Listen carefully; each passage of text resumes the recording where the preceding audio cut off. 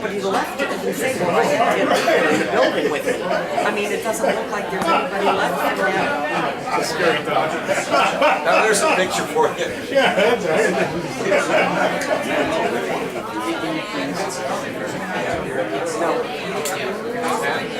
Fox might have been CNN this morning, the guy that survived. Good morning, ladies and gentlemen. And he said things. I'd like to thank everybody for coming out on this somewhat frosty morning. Compared to the last 2 or 3 months, it seemed kind of balmy. At any rate, here we are, right in the midst of the legislative session in Washington, D.C., and another one in Columbus. Many of us, it's just kind of got us focused primarily in Columbus right now because of all the activity that's here. But it's good to get back together and meet with some of our friends and neighbors and hear from others what's going on and do a little socializing. So let's go ahead and begin with the Pledge of Allegiance. Cody?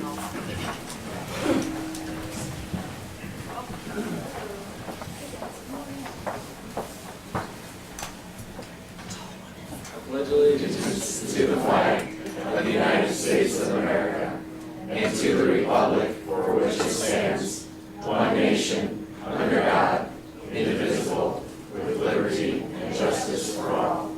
Let's see.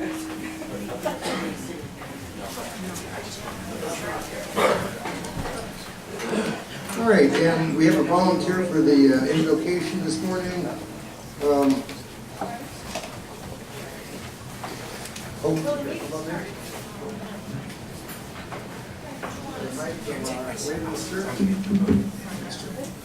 right, let's bow our heads for a minute.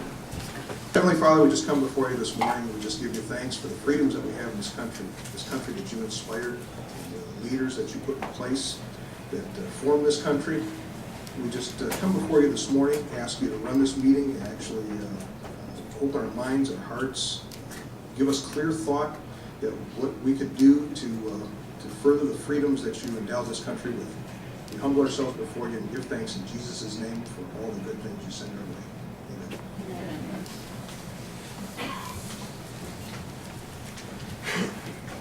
Amen.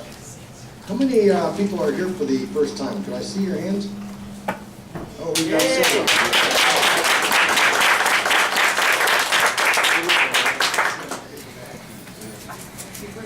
Big pardon? Feedback, okay. I don't think so. Yeah. Does that help? All right. All right, the new people, can I see hands for how many received a letter, and that's why you heard of us? 0. How about word of mouth from somebody that told you about the meeting? More than that. All right, let me tell you a little bit about us. We're a conservative grassroots group, started up in Medina County, and a little over 2 years ago. Since then, we've been reaching out to other counties across the state, even to other states. How's that?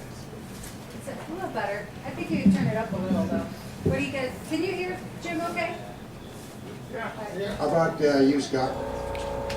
Just a little higher. What is that? That's not good. So turn. Oh. It's going to do I wonders. don't think so. How's the sound now, Scott? It's, I can hear you, but you're also going to hear that. Whatever that is. Yeah.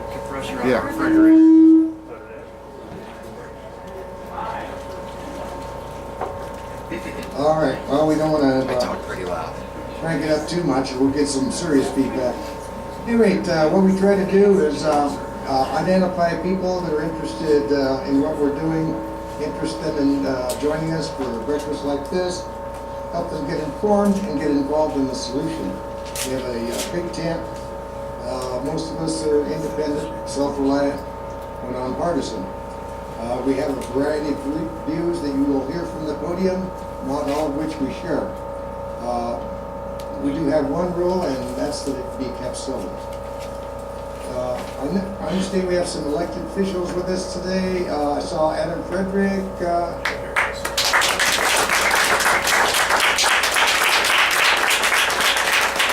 Minister and Ron Falcone. You're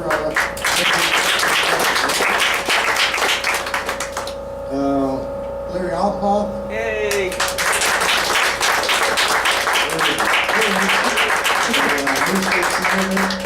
And Frank LaRose.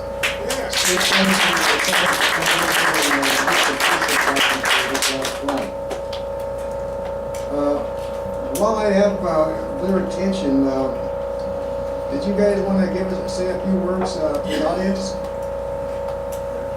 Sure. That's an opportunity. Good luck. Turn it down a little. Serious. Is that better? Yeah. Okay. Who's first? Larry? I don't know. Pressure on a refrigerator. Well, it's great to see everybody again. I think it's been about 5 weeks since I came to this band meeting.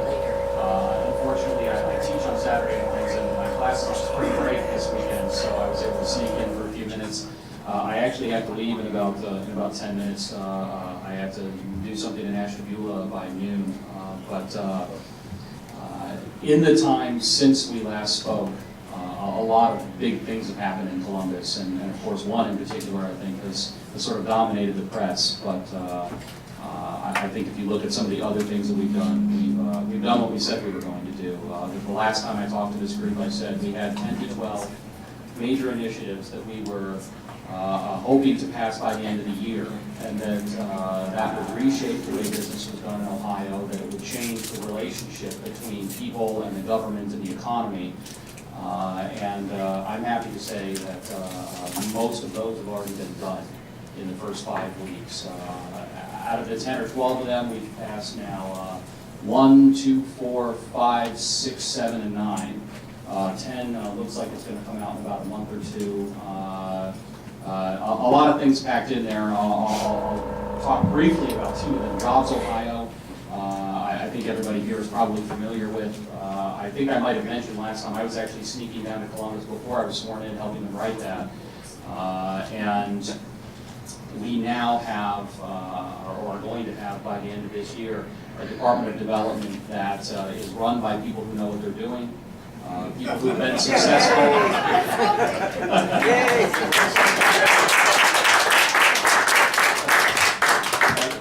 People who've been successful in the private sector, who know what job creation is about, who understand how to do that.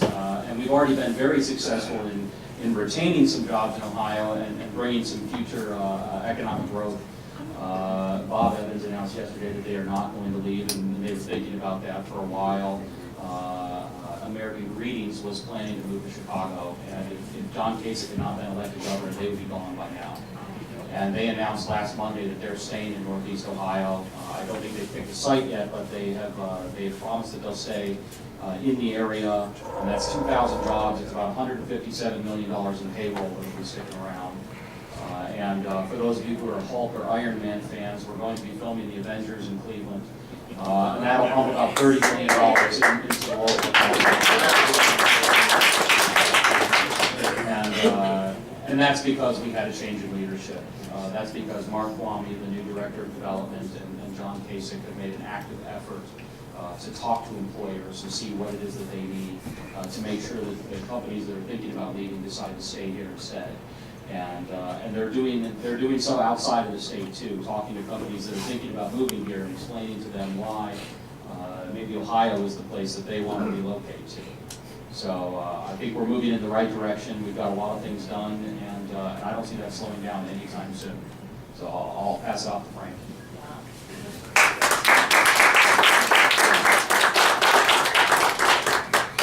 Well, we're certainly blessed to have Larry Alboff replacing Bob Gibbs in the state senate. We're honored to have him and his experience. He called me yesterday and said he was coming to speak to McFan this morning, and any excuse I have to go out to Medina County, I'll take it. So I really appreciate all the help that this group gave me in my race this past fall. Folks were coming over to Summit County. You knew we had a big fight on our hands, and so you rallied to the cause, and I really appreciate it. And as Larry said, we're working on a lot of consequential things right now. And as I think you've seen, a lot of people are going to fight pretty hard to maintain the status quo. But to the 600,000 Ohioans that have lost their jobs in recent years, the status quo is not going to work. And so we're going to fight them, and we're going to take them on.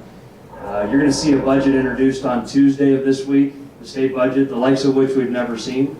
It's going to involve some cuts, to be sure. It's also going to involve some restructuring. It's going to involve a changing sense of how we do government. I think we've all realized the government's gotten out of hand, too expensive. One of the things that we did this past week that's going to help to get at that problem both at the local and the state level is the passage of Senate Bill 5. You know, those that are working to fight and maintain the status quo are going to tell you that we were attacking the middle class. Far from it. We're defending the middle class, us normal working folks here in Ohio that can't afford higher taxes. And we all realize that government's gotten too expensive, and this is just one thing that we've done to work on keeping that cost low.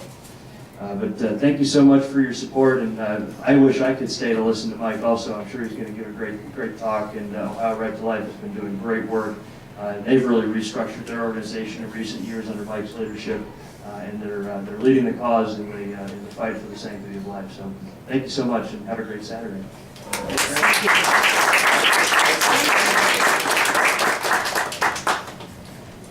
All right, are there any elected officials I might have missed? I did not think so. Any candidates that are running for an office this year? All right. I appreciate the senators stopping by and giving us an update on what's going on in Columbus. It's had a lot of our attention lately. And a couple other things. Before I forget, I usually forget to mention Chris Duran's got some materials here that we can buy.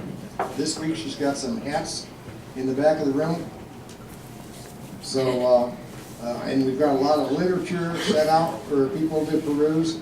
So don't forget to look around back there and pick up what's free, buy what ain't, etc. Also, we're working diligently on organizing the Medina Tea Party for April 15th. And I think everybody was given an opportunity to pick which of the flyers they thought was the most interesting outside. Marcia, did you want to say anything extra about that? No, we just decided that we will go with all four of them, make copies of all four of them, because they're all good. They're all good. Yeah. All right. That sounds good to me. Okay. We have some more announcements that we're going to want to stop for about 9:45. But at this time, I think it'd be a good opportunity for us to introduce Mike Gonidakis. He was here speaking to us a little over a year and a half ago. And some of us got to go down to Columbus when he hosted Sarah Palin. That was a great event. Yeah. So we'd like Mike to come up and join his friends, give us an update on what's going on with the Right to Life.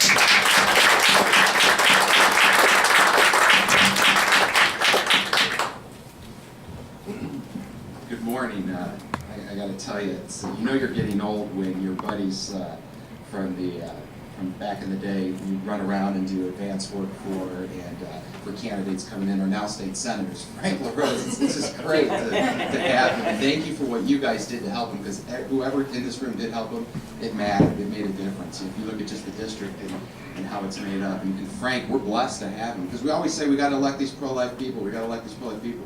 Well, you did in Frank LaRose. And I haven't met Larry yet specifically. I know my staff has, but Bill Batchelder clearly endorses him, and that's the gold standard. So we look forward to working with him. We're very lucky, ladies and gentlemen. So Frank, Larry, thank you for what you do. It's not easy.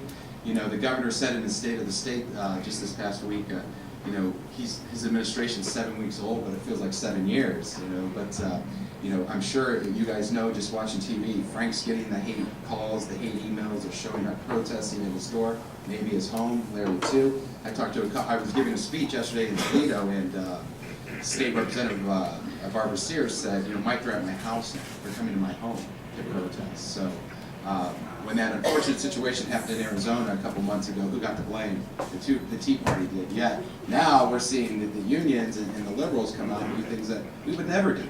But yet, that's not talked about. So Larry, please know we're behind you 100%. Not just the Tea Party, but the pro-life movement. There's so much intertwined between the two. And Frank, we're at a moment's notice away, whatever you guys need. God bless you, and thank you so much for all that you did. Thank you.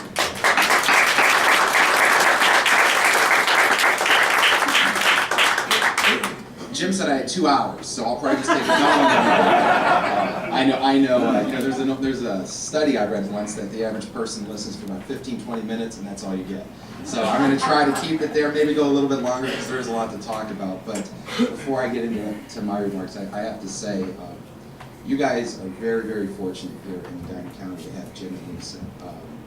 And it's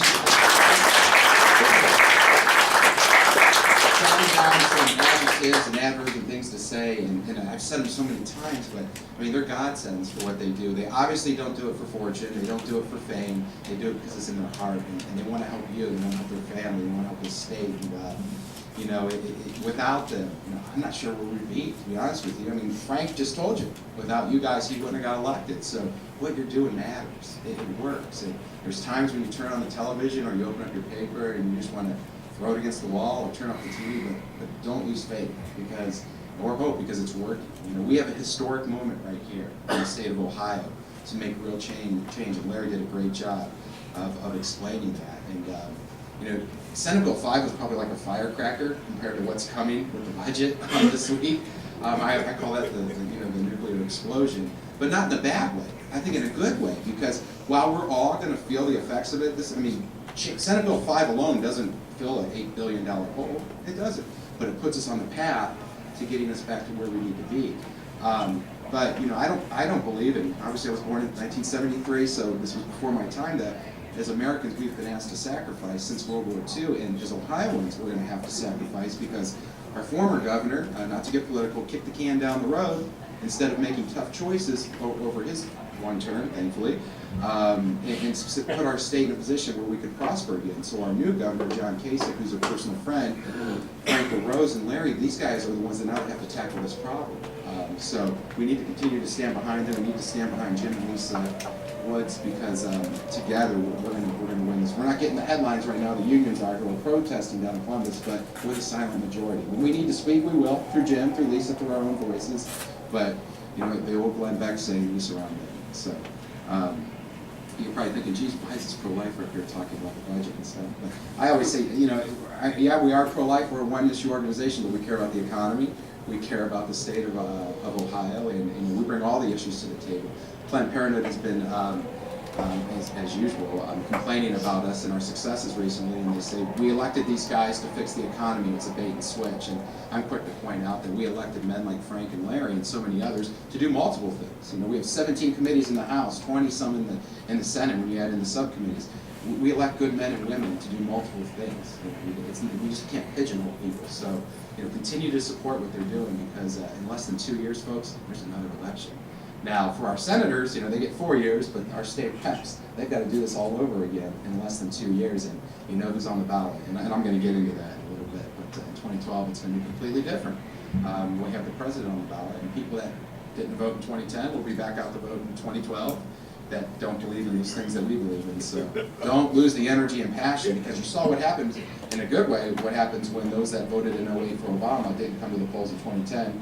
The good guys and gals want us, and that's why it's a historic opportunity in Ohio, because elections have consequences.